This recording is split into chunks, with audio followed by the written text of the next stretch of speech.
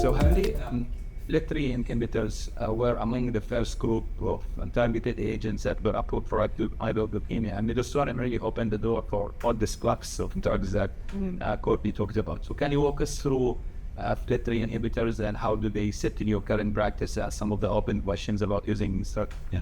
So it was by no accident that the FLT3 inhibitors came along first, because it really was one of the first single genes that was identified in AML patients and has prognostic significance.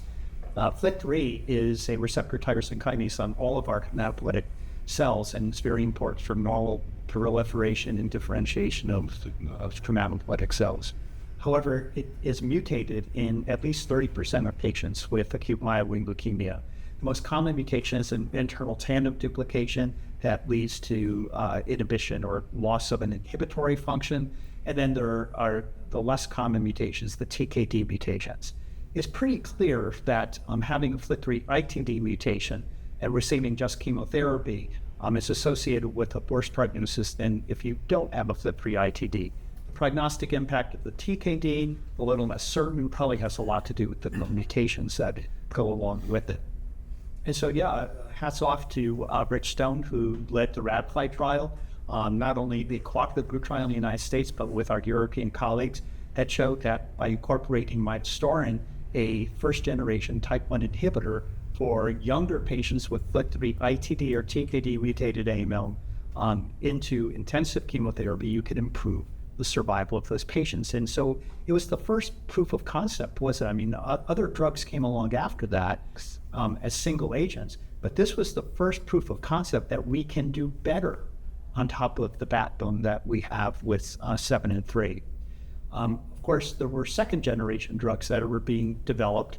Some of them, like midostaurin type 1 inhibitors that inhibit both the ITD and the TKD, and then that would be gilteritinib, and quizartinib, a type 2 inhibitor that only inhibits the activity of native FLT3 and the FLT3 ITD, not the FLT3 TKD.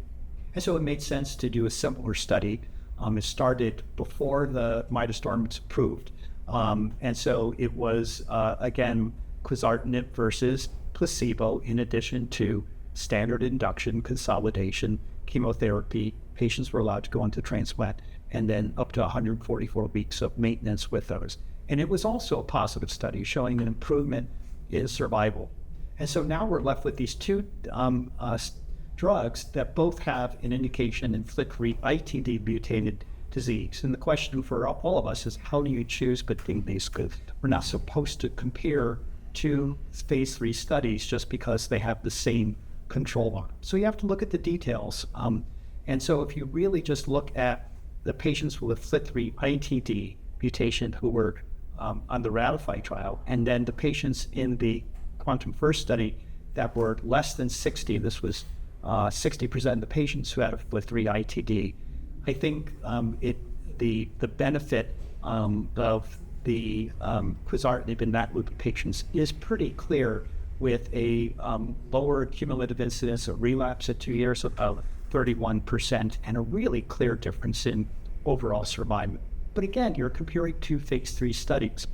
So for me, the argument that quizartinib might be the drug of choice for FLT3 ITD mutated is that, unlike midostaurin, quizartinib has single agent activity.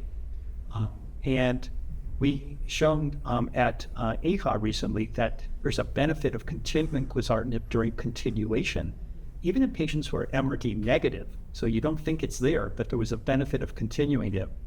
And more importantly for me, many of my patients, although I want them to go to transplant, we know that's what is recommended, that a patient that gets intensive chemotherapy with a FLT3 ITD should go to transplant first remission. I would say maybe 50% of my patients do. What's different about quizartinib is when you look at the patients who did not get a transplant, there was still a benefit of quizartinib. And the hazard ratio was pretty low, and it was like a 40% improvement or decrease in mortality in the patients who did not go to transplant. But the benefit was actually even more pronounced than in the patient compared to the patients who did get a transplant, which is the great equalizer, isn't it? And so that's the reason why, in my opinion, for patients fit for intensive chemotherapy and they have a FLT3 ITD, I will use quizartinib in that situation. If they have a FLT3 TKD, we have the data from the Radomide trial saying that midostaurin could improve survival there as well.